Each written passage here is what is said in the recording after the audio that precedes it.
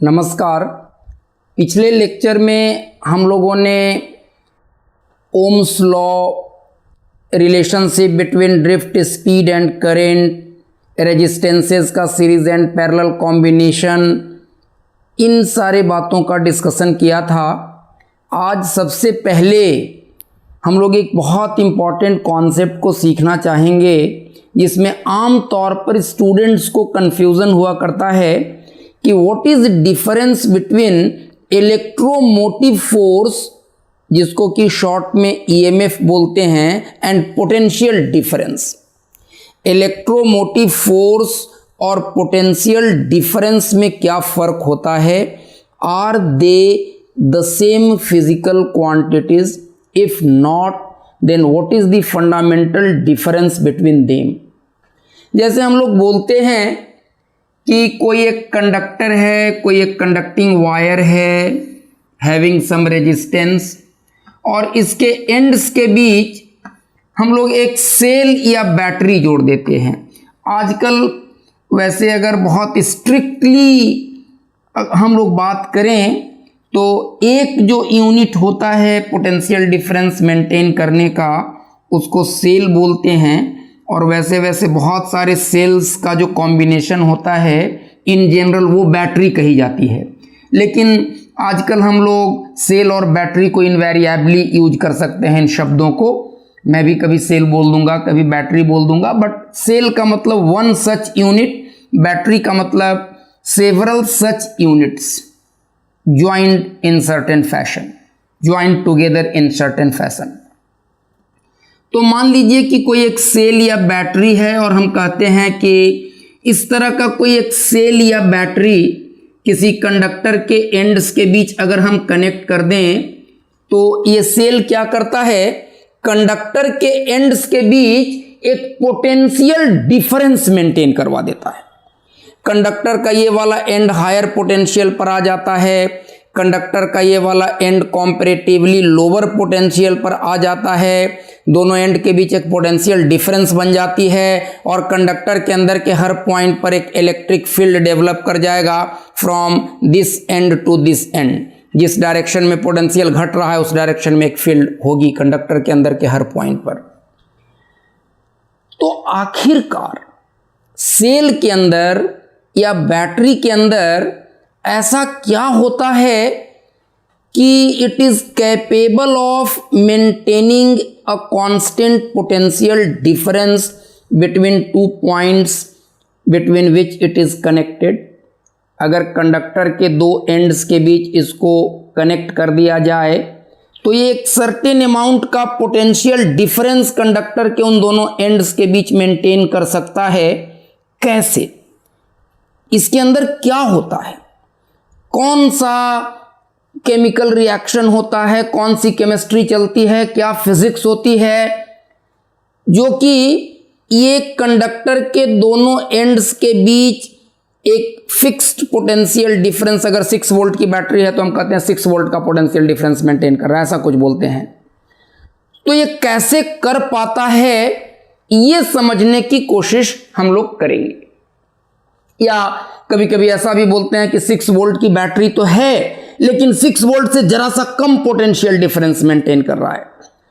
ये सारा कुछ बोलने का मतलब क्या है?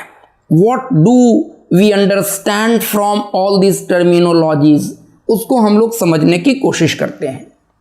तो इसके लिए सबसे पहले मैं ये थोड़ा समझने की कोशिश करूंगा कि सेल होता क्या है। बेसिकली सेल के अंदर में क्या होता है, सेल कैसे बनाया जाता है और क्या उसकी केमिस्ट्री होती है, क्या उसके कंस्टिट्यूएंट्स होते हैं, क्या बेसिक प्रिंसिपल होता है किसी भी सेल या बैटरी को डिज़ाइन करने का। मैं बहुत तरह के सेल्स की बात स्कूल में भी पढ़ाई जाती है, ड्राई सेल, लेक्लैंची सेल और बहुत तरह के सेल्स की बात की जाती है।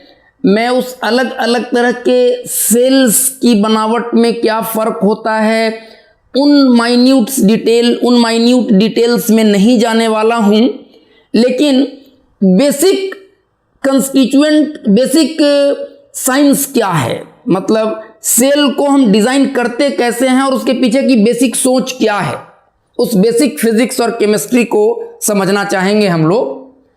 तो किसी भी सेल को डिजाइन करने के लिए किया जाता है, एक इलेक्ट्रोलाइटिक सॉल्यूशन होता है, कोई एक इलेक्ट्रोलाइटिक सॉल्यूशन होता है,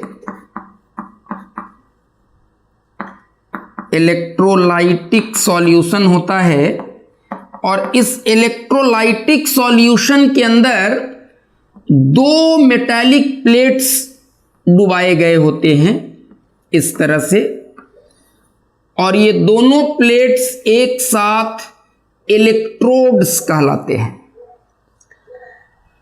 यहां भी आमतौर पर एक कंफ्यूजन होता है, उस कंफ्यूजन को मैं पहले ही दूर कर देना चाहूंगा।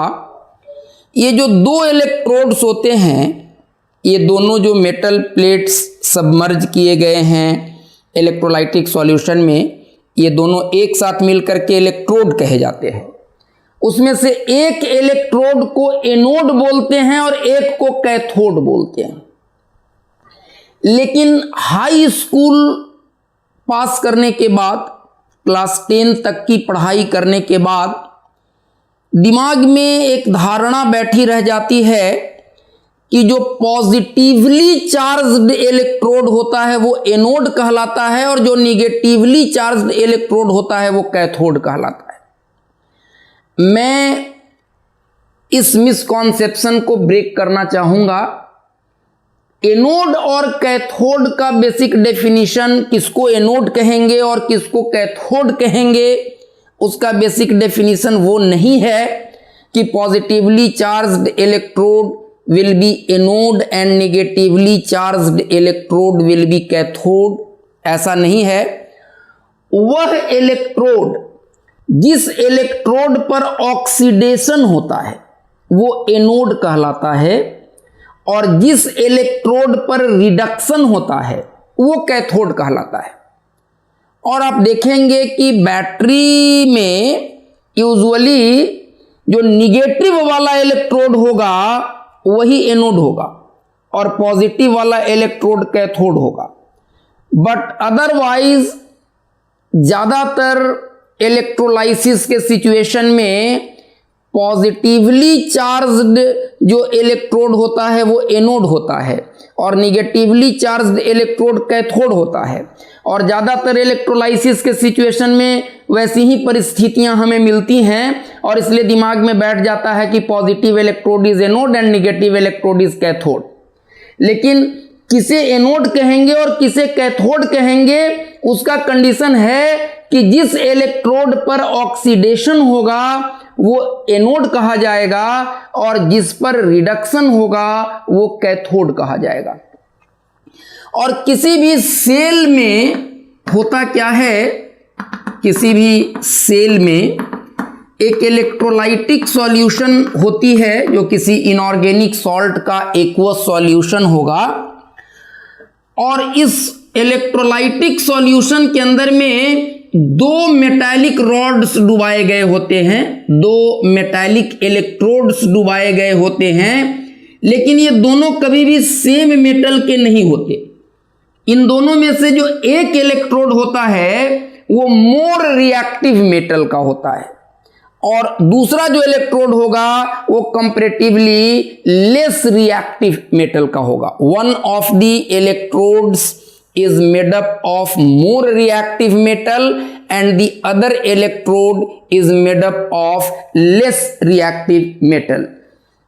जैसे जिंक हो गया, मैंगनीज हो गया, कैडमियम हो गया, सोडियम हो गया, ऐसा मोर रिएक्टिव मेटल्स हैं। तो इस तरह के मेटल का एक इलेक्ट्रोड होगा, दूसरा इलेक्ट्रोड इससे कम रिएक्टिव मेटल का होगा। ऐसा क्यों लेते हैं? कोई भी सेल आप बनाएंगे उसमें बेसिक प्रिंसिपल यही रहेगा।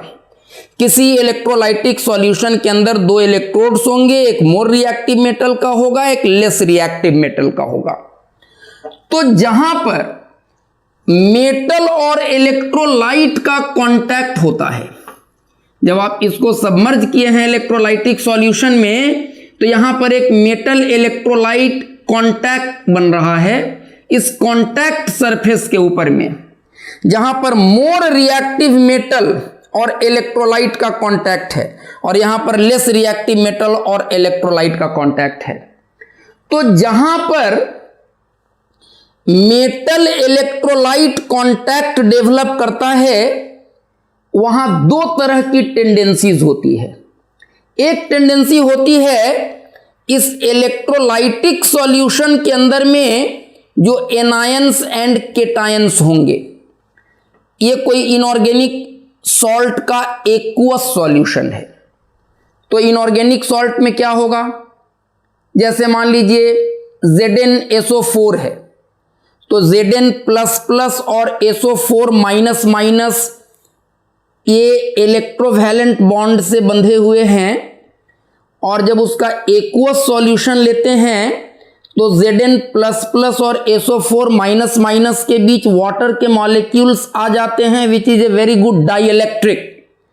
तो उनके बीच के इलेक्ट्रोस्टैटिक अट्रैक्शन को वो काफी कम कर देता है, और थोड़ी सी भी energy even at room temperature, अगर इतनी थर्मल एनर्जी उसको मिल जाती है कि वो उनके बीच लगने वाला इलेक्ट्रोस्टैटिक फोर्स अब सफिशिएंट नहीं रह जाता है उनको बाउंड टुगेदर रख पाने के लिए, इसीलिए एक्वस सॉल्यूशन लेते हैं कि जब जैसे ही आप पानी में घुलाते हो तो केटायंस और एनायंस के बीच का इलेक्ट्रोस्टैटिक अट्रैक्शन काफी कम हो जाता है, क्योंकि उनके बीच एक डाइइलेक्ट्रिक पानी के रूप में चला आता है जो उनके बीच के फोर्स को K टाइम्स कम कर देता है, और वो केटायंस और एनायंस अलग हो जाते हैं। तो इस इलेक्ट्रोलाइटिक सॉल्यूशन के अंदर बहुत सारे केटायंस एंड एनायंस अवेलेबल हैं, लार्ज नंबर में, इनफाइनाइटली लार्ज नंबर में positively charged and negatively charged ions available होते हैं। तो जहां पर भी मेटल इलेक्ट्रोलाइट कांटेक्ट डेवलप करता है वहां दो तरह की टेंडेंसी डेवलप करती है। एक, इस इलेक्ट्रोलाइटिक सॉल्यूशन से केटायंस या एनायंस मेटल पर जाके डिपॉजिट होना चाहेंगे और मेटल से इलेक्ट्रॉन लेकर के न्यूट्रलाइज हो जाना चाहेंगे, और दूसरा, इस मेटल के प्लेट से इसके जो कंस्टिट्यूएंट मेटल के आयंस हैं वो सॉल्यूशन में आना चाहेंगे अपने इलेक्ट्रॉन को छोड़ करके। तो जो मेटल के प्लेट से मेटल के आयन सॉल्यूशन में आना चाहते हैं, उसके वजह से इस मेटल इलेक्ट्रोलाइट कांटेक्ट पर एक प्रेशर डेवलप करता है जिसको हम लोग बोलते हैं इलेक्ट्रोलाइटिक सॉल्यूशन प्रेशर।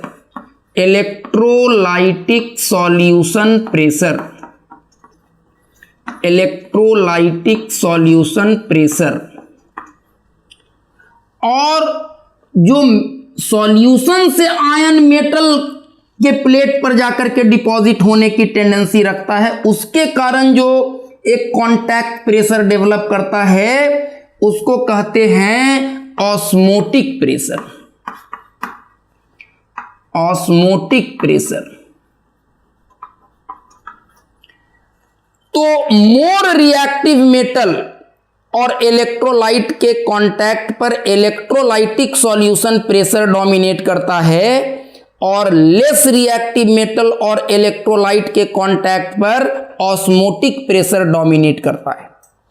तो इसके कारण होता क्या है कि मान लीजिए ये हमने Zn का प्लेट लिया हुआ है, तो इससे यहां पर इलेक्ट्रोलाइट और इस मोर रिएक्टिव मेटल के कांटेक्ट पर एक कांटेक्ट प्रेशर डेवलप करेगा, और यहां पर इस प्रेशर के ऊपर में ये वाला प्रेशर डोमिनेट करेगा, इलेक्ट्रोलाइटिक सॉल्यूशन प्रेशर डोमिनेट करेगा, जिसकी वजह से इस वाले प्लेट से Zn++ आयन अपना 2 इलेक्ट्रॉन इस मेटल के प्लेट पर छोड़ेंगे और वो सॉल्यूशन में चले आएंगे, तो इस पर नेगेटिव चार्ज डेवलप करेगा।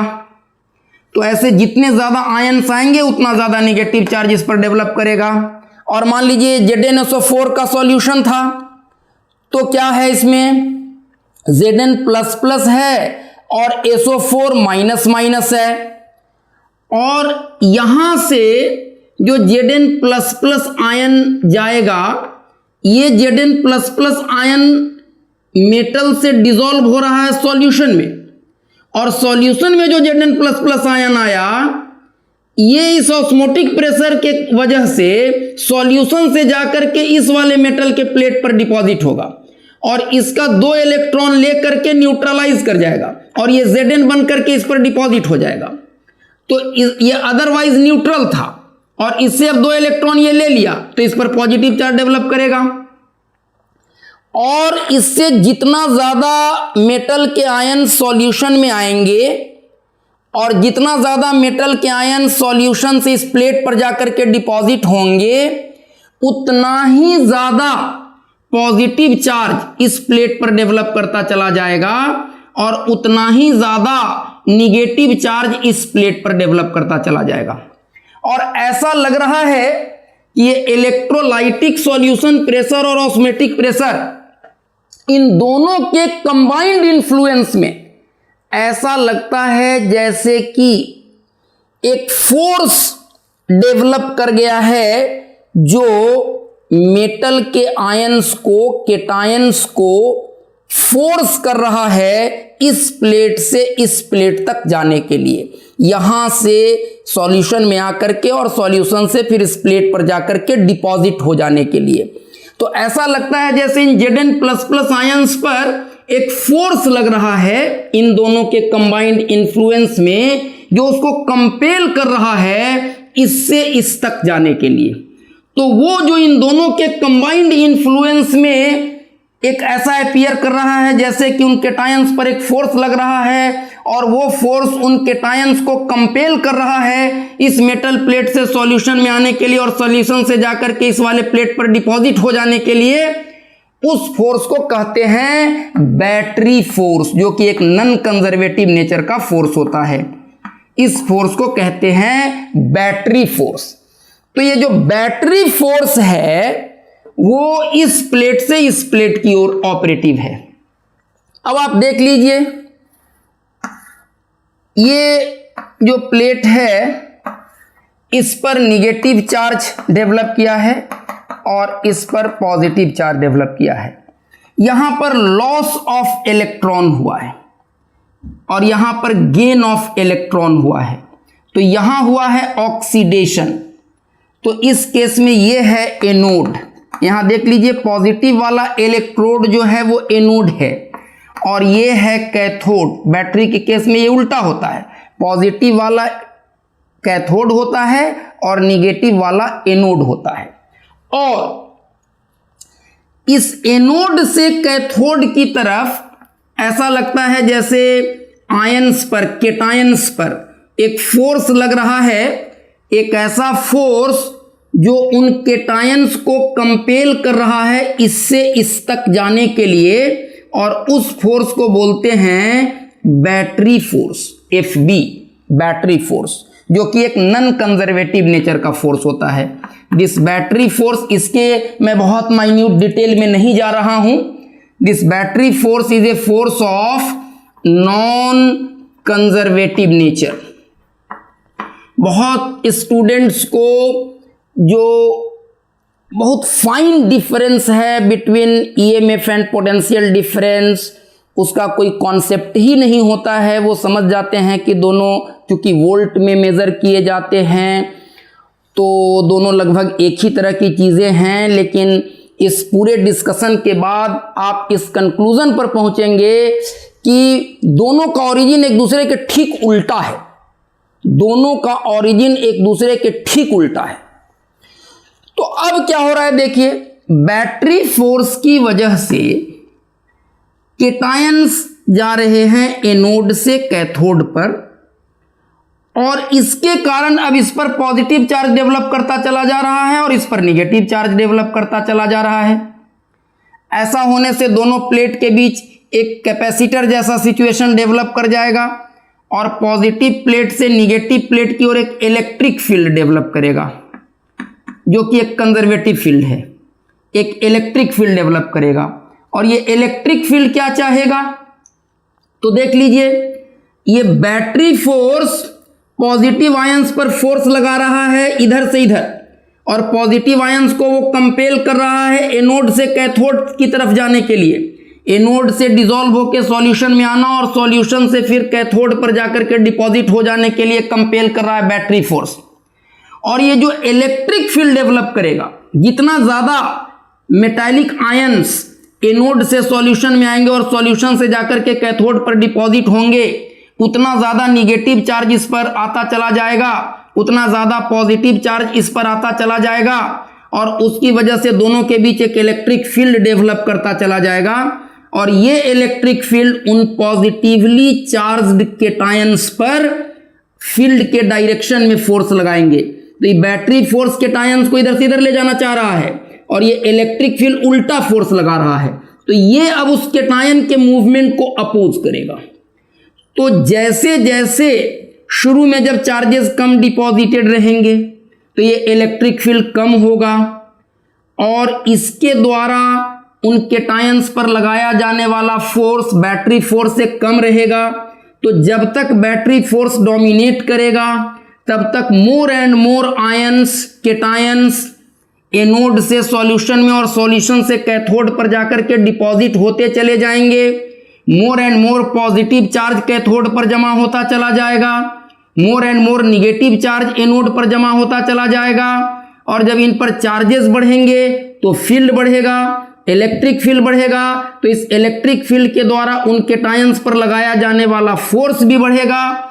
और ऐसा होते होते होते होते एक स्थिति ऐसी चली आती है कि इतना ज्यादा चार्ज कैथोड और एनोड पर जमा हो जाता है, इतना ज्यादा इलेक्ट्रिक फील्ड कैथोड से एनोड की ओर डेवलप कर जाता है कि इस इलेक्ट्रिक फील्ड के द्वारा केटायंस पर लगाया जाने वाला फोर्स इस बैटरी फोर्स के बराबर हो जाता है। और जब दोनों इक्वल एंड अपोजिट हो जाएंगे तो उन केटायंस पर लगने वाला नेट फोर्स जीरो हो जाएगा और उसके बाद कोई फर्दर डिपोजिशन चार्जेस का इन प्लेट्स पर नहीं होगा।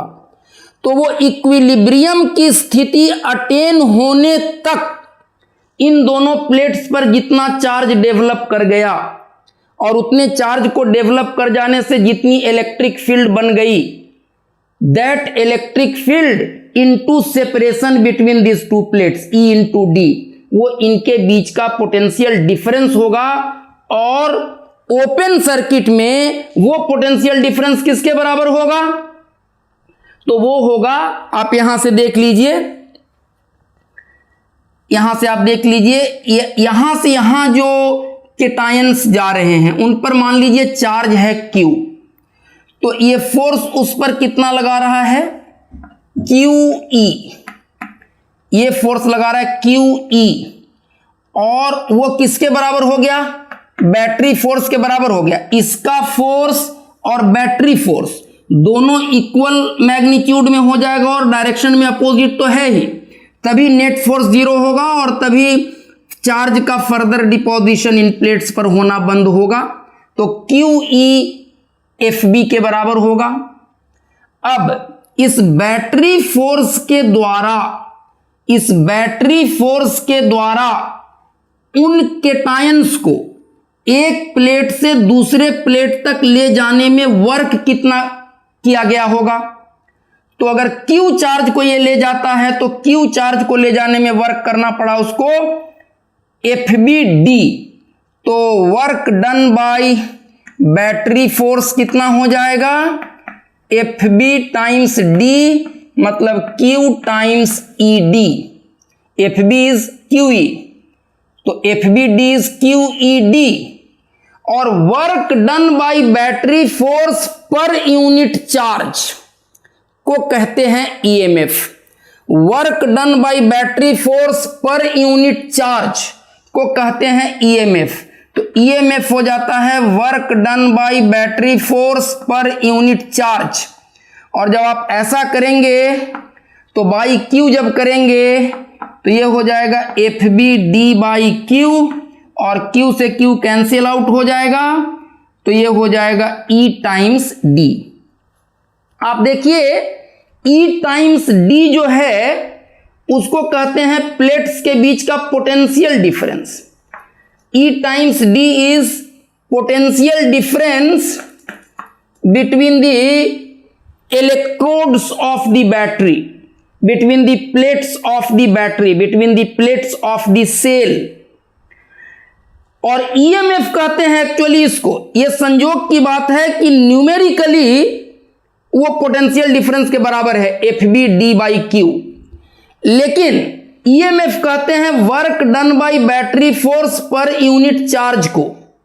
तो EMF के डेवलप करने की वजह है ये, जो कि केटायंस को इधर से इधर फोर्स करना चाह रहा है, कंपेल कर रहा है केटायंस को इस प्लेट से इस प्लेट पर आने के लिए।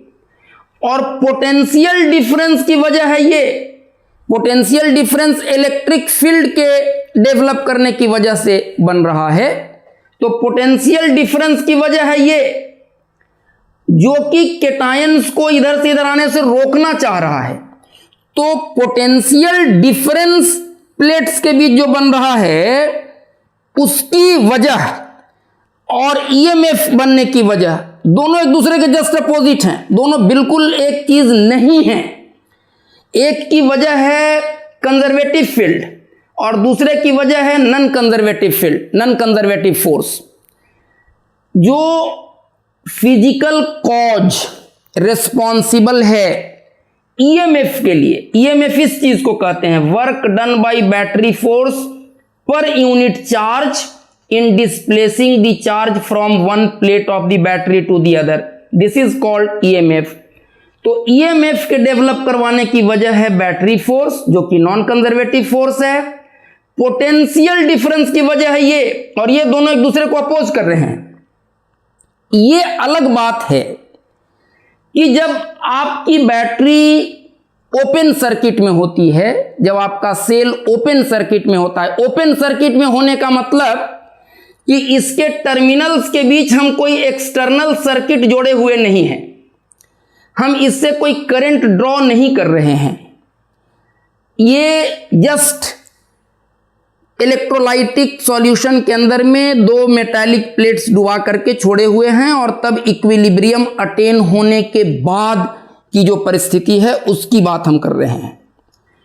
तो ये है ईएमएफ जो कि V के बराबर है, और इसीलिए किताबों में लिखा रहता है कि जब आप सेल से या बैटरी से कोई करंट नहीं ले रहे होते हैं, जब उसके टर्मिनल्स के बीच कोई एक्सटर्नल सर्किट जोड़े हुए नहीं रहते हैं, जब सेल या बैटरी ओपन सर्किट में होता है, तो ईएमएफ और पोटेंशियल डिफरेंस दोनों बराबर होता है।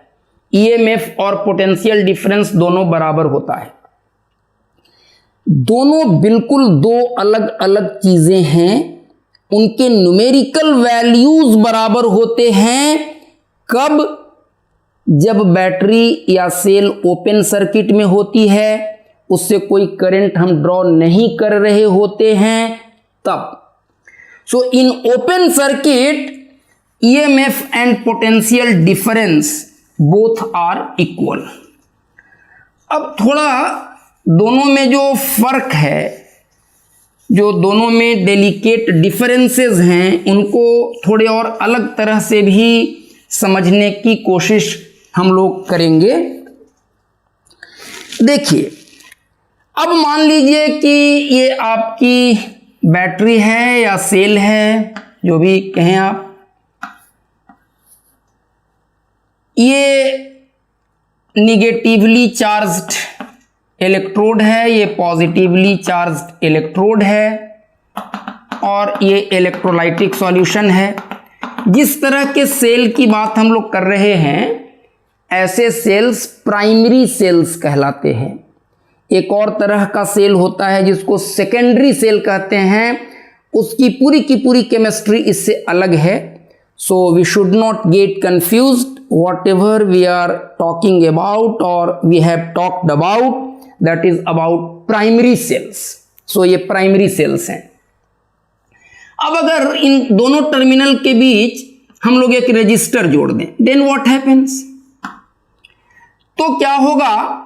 अब ये तो निगेटिवली चार्ज्ड है, तो ये निगेटिव पोटेंशियल पर है, ये पॉजिटिव पोटेंशियल पर है, तो इससे इस रेजिस्टर का ये वाला एंड जुड़ा हुआ है और इससे इस रेजिस्टर का ये वाला एंड जुड़ा हुआ है। तो ये हाई पोटेंशियल पर होगा और ये लो पोटेंशियल पर होगा। तो आपको पता है कि निगेटिव चार्जेस फ्लो करती है from low potential to high potential, तो इलेक्ट्रॉन इधर से इधर फ्लो करेगा, तो इससे इलेक्ट्रॉन निकल करके इसमें जाएगा और इससे ये हाई पोटेंशियल पर है, ये लो पोटेंशियल पर है, तो इस कंडक्टर के अंदर के फ्री इलेक्ट्रॉन्स ऐसे जाएंगे और इस कंडक्टर से पर सेकंड जितने फ्री इलेक्ट्रॉन्स आउटफ्लो करेंगे यहां से उतना ही इलेक्ट्रॉन कंडक्टर के अंदर चला जाएगा।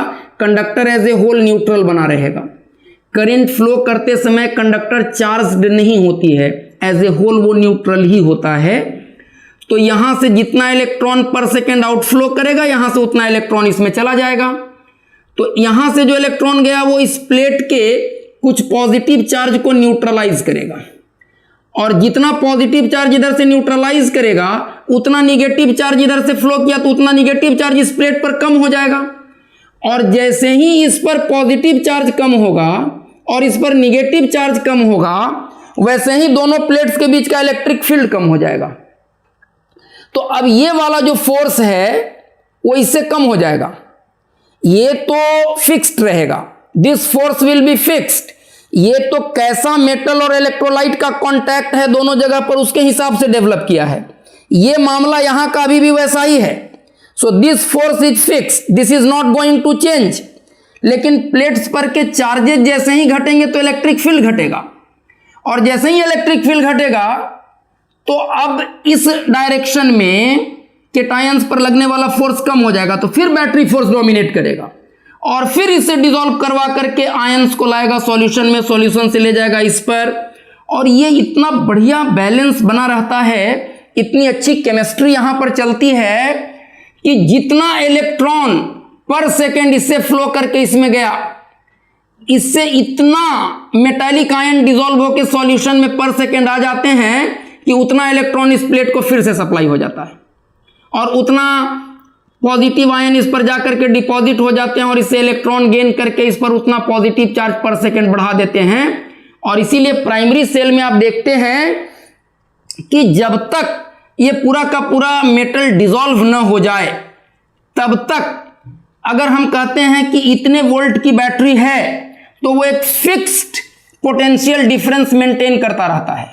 इससे पर सेकेंड जितना इलेक्ट्रॉन जाएगा और यहां जितना पॉजिटिव चार्ज न्यूट्रलाइज होगा, पर सेकेंड इतना मेटल आयंस डिसॉल्व हो जाएंगे सॉल्यूशन में और उसे इतना इलेक्ट्रॉन फ्री होकर के इस पर चला आएगा कि उसको मेकअप कर देगा। और इस पर एक फिक्स्ड निगेटिव चार्ज और एक फिक्स्ड पॉजिटिव चार्ज बना रहता है, और इसके बीच एक फिक्स्ड पोटेंशियल डिफरेंस मेंटेन रहता है। और ये मामले तब तक ऐसे ही रहेंगे जब तक ये प्लेट पूरा का पूरा डिसॉल्व न कर जाए। और जब ये प्लेट पूरा डिसॉल्व कर जाता है तो आप कहते हैं बैटरी डिस्चार्ज हो गई, तो फिर आपको ये प्लेट बदलने की जरूरत होती है। तो कहने का मतलब ये हुआ कि जैसे ही आप किसी एक्सटर्नल सर्किट को जोड़ते हैं बैटरी के टर्मिनल्स के बीच, तो ये बैटरी इसके एंड्स के बीच एक पोटेंशियल डिफरेंस कैसे मेंटेन करवा पाता है, उस पूरे मैकेनिज्म को अब आप समझ पाए होइएगा। और अब देखिए क्या होगा, इलेक्ट्रॉन यहां से यहां गया, यहां आया, और जितना इलेक्ट्रॉन यहां आता है उसके हिसाब से पॉजिटिव आयन सॉल्यूशन में आएगा, सॉल्यूशन से इसमें जाएगा, मतलब पॉजिटिव आयन इससे इस पर जाता है, तो पॉजिटिव आयन का इधर से इधर जाना निगेटिव चार्ज के इधर से इधर आने के इक्विवेलेंट है। तो एक तरह से आप कह सकते हैं कि इलेक्ट्रॉन ऐसे फ्लो कर गया, उसको एक क्लोज पाथ मिल गया फ्लो करने के लिए, एक क्लोज पाथ मिल गया, और इसीलिए करंट फ्लो करना शुरू कर देता है। Current flows because electrons get a close path. But अब पॉजिटिव आयंस को यहां से यहां जाना है, जो कि इक्विवेलेंट है ये कहने के कि इलेक्ट्रॉन्स यहां से यहां आ रहे हैं।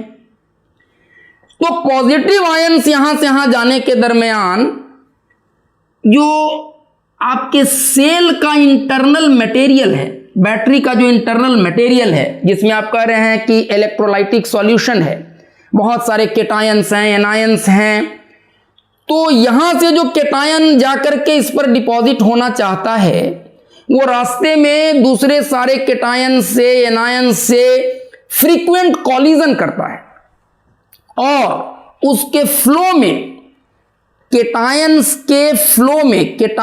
के स्मूथ फ्लो में बैटरी के खुद का मटेरियल एक रेजिस्टेंस ऑफर करता है due to frequent collision of those cations with other cations and anions inside the solution, और उसको कहते हैं बैटरी का इंटरनल रेजिस्टेंस।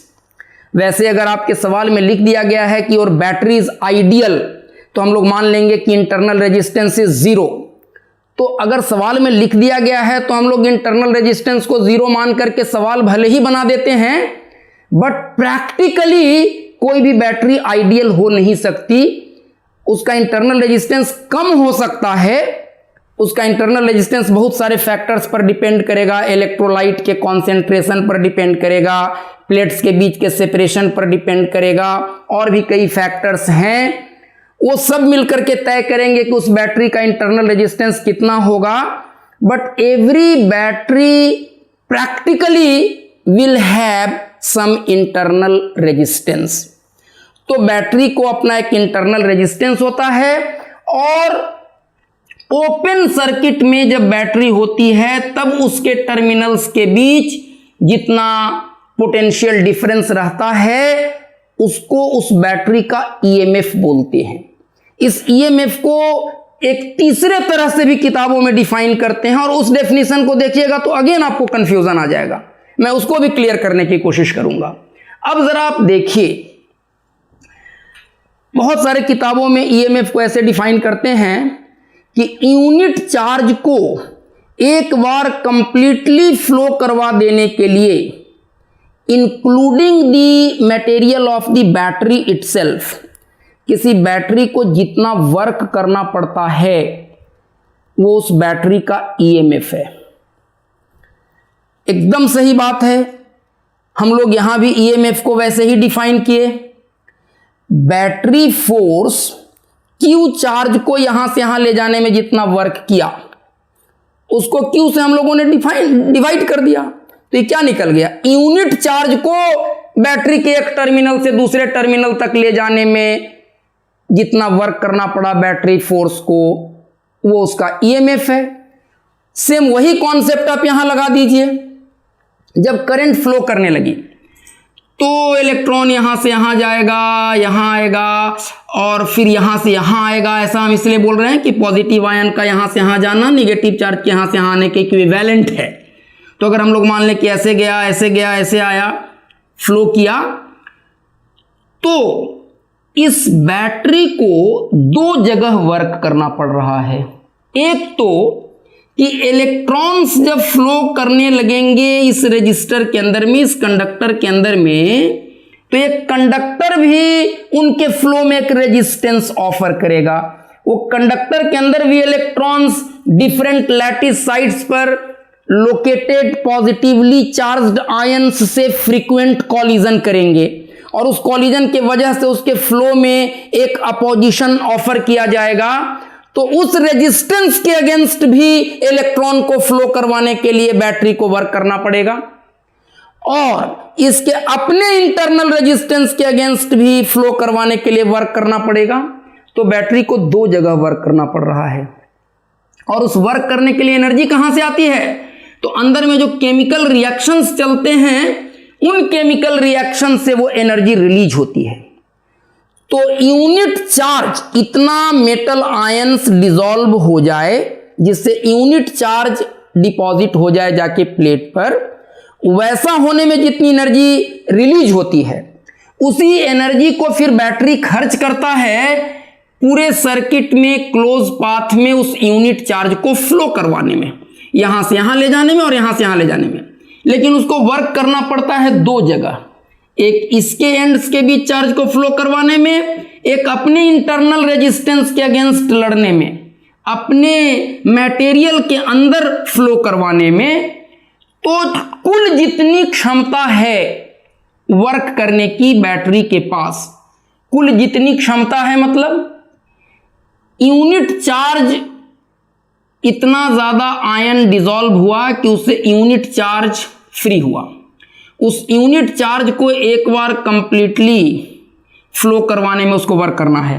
तो उस यूनिट चार्ज को रिलीज होने में जितनी एनर्जी रिलीज हुई वो उसके पास उस यूनिट चार्ज को फ्लो करवाने के लिए कार्य करने की कुल क्षमता है। तो इसके पास वर्क करने की कुल जितनी क्षमता है उसको ये दो जगह खर्च कर रहा है, कुछ यहां से यहां ले जाने में और कुछ अपने इंटरनल रेजिस्टेंस के अगेंस्ट लड़ने में। तो अपने इंटरनल रेजिस्टेंस के अगेंस्ट लड़ने में जितना एनर्जी खर्च करना पड़ता है पर यूनिट चार्ज को यहां से यहां लाने में उसको जितना एनर्जी खर्च करना पड़ता है अपने इंटरनल रेजिस्टेंस के अगेंस्ट, वो इसका इंटरनल पोटेंशियल ड्रॉप कहलाता है। तो कुल जितनी वर्क करने की क्षमता है बैटरी के पास यूनिट चार्ज को पूरे सर्किट में एक बार कंप्लीटली फ्लो करवा देने के लिए, including the material of the battery, वो इसका ईएमएफ है। तो मान लीजिए बैटरी का ईएमएफ है ई, ईएमएफ है ई का मतलब सपोज कीजिए 6 जूल पर कूलम, 6 जूल का वर्क बैटरी कर सकता है 1 कूलम के चार्ज को कंप्लीटली फ्लो करवाने में, इतनी एनर्जी रिलीज हो रही है। तो 1 कूलम के चार्ज को कंप्लीटली फ्लो करवा देने के लिए राउंड पाथ में जितना वर्क बैटरी के पास करने की क्षमता है ये वो बैटरी का ईएमएफ है, that is the EMF of the battery. लेकिन उसको वो दो जगह खर्च कर रहा है, इतना तो टोटल क्षमता है वर्क करने की, लेकिन मान लीजिए इतना में से 0.8 जूल खर्च हो गया इसको अपने इंटरनल रेजिस्टेंस के अगेंस्ट लड़ने में।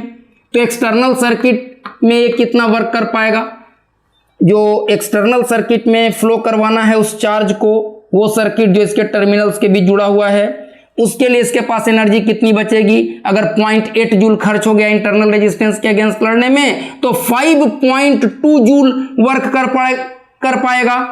तो यूनिट पॉजिटिव चार्ज को यहां से यहां ले जाने के लिए बैटरी के पास मात्र 5.2 जूल पर कूलम वर्क करने की क्षमता है और 0.8 जूल पर कूलम खर्च हो जाता है इसके अपने इंटरनल रेजिस्टेंस के अगेंस्ट लड़ने में। तो वर्क डन पर unit charge is called potential difference in an electric field. Electric field में आप उस फील्ड के एक पोजीशन से दूसरे पोजीशन तक यूनिट चार्ज को ले जाने में जितना वर्क करते हैं that is called potential difference between those 2 points. तो यहां से यहां के बीच का मतलब बैटरी के टर्मिनल्स के बीच जो सर्किट जुड़ा हुआ है, बैटरी के टर्मिनल्स के बीच का पोटेंशियल डिफरेंस ये हो गया और इसको कहते हैं इंटरनल पोटेंशियल ड्रॉप। इसको कहते हैं टर्मिनल वोल्टेज या potential difference, potential difference between the terminals of the battery, between the terminals of the battery, उसको V से डिनोट करते हैं। ये हो गया आपका 5.2 जूल पर कूलम या उसी को 5.2 वोल्ट भी आप कह सकते हैं, जूल पर कूलम इज वोल्ट। इसी को टर्मिनल वोल्टेज भी कहते हैं, बैटरी का टर्मिनल वोल्टेज जो अपने टर्मिनल्स के क्रॉस वो वोल्टेज मेंटेन कर पाएगा, पोटेंशियल डिफरेंस मेंटेन कर पाएगा, यही हो गया टर्मिनल वोल्टेज उसका। और ये जो है ये कहलाता है internal potential drop, internal potential drop इसको यूजुअली x से डिनोट करते हैं। तो ये हो गया यहां पर 0.8 वोल्ट और ईएमएफ जो होगा वो दोनों का सम होगा, potential difference plus internal potential drop. तो हम लोग ऐसा कहें कि अगर ये रेजिस्टेंस है R और बैटरी इसमें करंट फ्लो करवा रही है I, तो पोटेंशियल डिफरेंस होगा IR, सो ये IR के बराबर हो जाएगा। और इंटरनल पोटेंशियल ड्रॉप अगर बैटरी के इंटरनल रेजिस्टेंस को स्मॉल r बोलें तो इस V को क्या लिख सकते हैं, I टाइम्स कैपिटल R, और X को क्या बोल सकते हैं, I टाइम्स स्मॉल r। तो EMF will be equal to potential difference between the terminals of the battery plus internal potential drop. और इसीलिए बैटरी को हम लोग यूजुअली जब दिखाते हैं ना तो उसका सिंबल हम लोग ऐसा लेते हैं, ये उसका इंटरनल पोटेंशियल, ये उसका इंटरनल रेजिस्टेंस है और ये उसका ईएमएफ है। तो बैटरी के पास दो चीजें होंगी, एक उसका ईएमएफ और एक उसका internal resistance. So potential difference, कोई भी बैटरी का ईएमएफ अगर है ई और उसका कुछ इंटरनल रेजिस्टेंस है और वैसे बैटरी से आप करंट ले रहे हैं, उसके टर्मिनल्स के बीच कोई एक्सटर्नल सर्किट जोड़े हुए हैं and the battery is discharging का मतलब बैटरी इज सप्लाइंग करंट, तो जो पोटेंशियल डिफरेंस वो मेंटेन करेगा वो ऑलवेज अपने ईएमएफ से थोड़ा कम मेंटेन करेगा। अगर 6 वोल्ट का बैटरी है तो वो 6 वोल्ट का पोटेंशियल डिफरेंस नहीं दे पाएगा। इसीलिए जो आप पोटेंशियल डिफरेंस मेजर करते हैं वो जितने वोल्ट की बैटरी होती है उससे थोड़ा कम आपको मिलता है, बिकॉज ईएमएफ अगर बैटरी पर लिखा हुआ है 6 volt means 6 volt is it's EMF, लेकिन वो जो टर्मिनल वोल्टेज देगा वो ऑलवेज अपने ईएमएफ से कम देगा, क्योंकि कुछ इंटरनल पोटेंशियल ड्रॉप भी हो जाएगा। So terminal voltage in A discharging circuit is always when the circuit is closed, when the battery is supplying current, then in that case the terminal voltage is always less than the EMF of the cell। तो EMF एक अलग मामला है। EMF जो total work करने की क्षमता है पूरे सर्किट में यूनिट चार्ज को फ्लो करवाने में वो है, और पोटेंशियल डिफरेंस है जो यहां से यहां के बीच हो रहा है वो है। जो इसके टर्मिनल्स के बीच पोटेंशियल डिफरेंस मिल रहा है वो है पोटेंशियल डिफरेंस, और पोटेंशियल डिफरेंस और इंटरनल पोटेंशियल ड्रॉप जब दोनों को जोड़ेंगे तो वो बनेगा ईएमएफ, वो बनेगा ईएमएफ। हां, अगर कह दिया गया है कि आपका बैटरी आइडियल है तो वैसे केस में internal potential drop will be zero, तो वैसे केस में पोटेंशियल डिफरेंस और ईएमएफ दोनों एक ही बात हो जाएगी, दोनों में कोई फर्क नहीं रहेगा। जितना फर्क रहेगा, क्वांटिटी दोनों दो हैं, दोनों के ओरिजिन अलग अलग हैं, दोनों के डेवलप करने का मैकेनिज्म जस्ट एक दूसरे के उल्टा है, लेकिन न्यूमेरिकल वैल्यू दोनों का सेम रहेगा। एज ए फिजिकल क्वांटिटी दोनों दो अलग अलग बातें हैं, बट न्यूमेरिकल वैल्यू दोनों का सेम रहेगा। तो अभी तक हम लोगों ने रेजिस्टेंसेस के सीरीज एंड पैरेलल कॉम्बिनेशन की बात किया। आप सेल्स के सीरीज एंड पैरेलल कॉम्बिनेशंस की भी बात कर सकते हैं। Series and parallel combination of cells, अगर बहुत सारे सेल्स आपस में सीरीज में या पैरेलल में जुड़े हुए हैं, series and parallel combination of cells, तो अगर बहुत सारे सेल्स आपस में इस तरह से जुड़े हुए हैं कि एक सेल का पॉजिटिव टर्मिनल अगले के निगेटिव से जुड़ा हुआ है, फिर उसका पॉजिटिव अगले के निगेटिव से जुड़ा हुआ है, और इसी तरह से बहुत सारे सेल्स हैं एक के बाद एक, वन आफ्टर द अदर, तो सेल्स के ऐसे कॉम्बिनेशन को सीरीज कॉम्बिनेशन बोलते हैं। सारा इंटरनल रेजिस्टेंसेस है। ये है, मान लीजिए अगर सारे सेल्स अलग अलग ईएमएफ, अलग अलग इंटरनल रेजिस्टेंसेस के भी हो सकते हैं, R1 E1, R2 E2, R3 E3, Rn En, और इनके क्रॉस अगर कोई एक्सटर्नल रेजिस्टेंस जुड़ा हुआ है तो अगेन अब ये फॉर्मूला सीरीज कॉम्बिनेशन का कैसे आता है वो निकालना बहुत आसान है, मैं उसमें नहीं जा रहा हूं। तो ये सारा का सारा सेल एक साथ मिल करके, n सेल्स का सीरीज कॉम्बिनेशन एक साथ मिल करके इक्विवेलेंट ईएमएफ देगा, E1 plus E2 plus E3 plus so on plus En, और इक्विवेलेंट इंटरनल रेजिस्टेंस हो जाएगा R1 plus R2 plus R3 plus so on plus Rn। आप इसको समेशन के नोटेशन में लिख सकते हैं, summation over I from 1 to n EI, और इसको लिख सकते हैं summation over I from 1 to n RI। और सर्किट में करंट कितना जाएगा, तो I को आप लिख सकते हैं E equivalent by R plus R equivalent, ऐसा सिंपली ओम्स लॉ लगा करके आप लिख सकते हैं।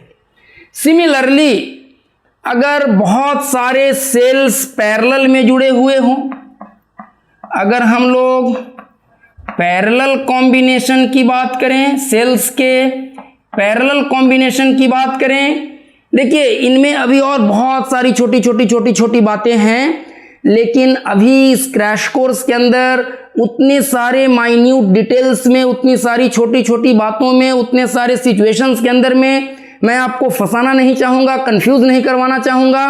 अभी आप इतनी बात दिमाग में बैठा लें कि बिल्कुल कंसेप्चुअल क्लैरिटी के साथ जो न्यूमेरिकल प्रॉब्लम्स पूछे जाएं उनको आप हैंडल कर सकें, उनको आप बना सकें। तो उसके हिसाब से मैं आपको फैक्ट्स प्रोवाइड कर रहा हूं इस कोर्स के अंदर में। तो पैरेलल कॉम्बिनेशन में क्या होता है, अगर बहुत सारे सेल्स आपस में इस तरह से जुड़े हुए हैं कि सबका नेगेटिव टर्मिनल एक जगह पर और सबका पॉजिटिव टर्मिनल, ऐसे ही बीच में और भी बहुत सारे सेल्स हैं, और सबका नेगेटिव टर्मिनल एक जगह पर और पॉजिटिव टर्मिनल एक जगह पर है, तो इसको कहते हैं पैरेलल कॉम्बिनेशन। और इसके अक्रॉस कोई एक्सटर्नल रेजिस्टेंस जुड़ा हुआ है R, तो इसमें इक्विवेलेंट EMF का फॉर्मूला होता है E1 by R1 plus E2 by R2 plus so on plus EN by RN upon 1 by R1 plus 1 by R2 plus so on plus 1 by RN, और R equivalent इसमें आ जाएगा वही जो parallel में formula होता है, 1 by R equivalent is 1 by R1 plus 1 by R2 plus so on plus 1 by RN। और ये सब बहुत आसानी से ये फॉर्मूले डिराइव भी किए जा सकते हैं। आज के लेक्चर में हम लोग इतनी ही बातें करेंगे, और अगले लेक्चर में किरचॉफ लॉज और सर्किट को बनाते समय किन बातों का ध्यान रखना चाहिए, सर्किट को सिंप्लीफाई करते समय पोटेंशियोमीटर, मीटर ब्रिज, ये सारी बातें हम लोग अगले क्लास में करेंगे। Thank you very much.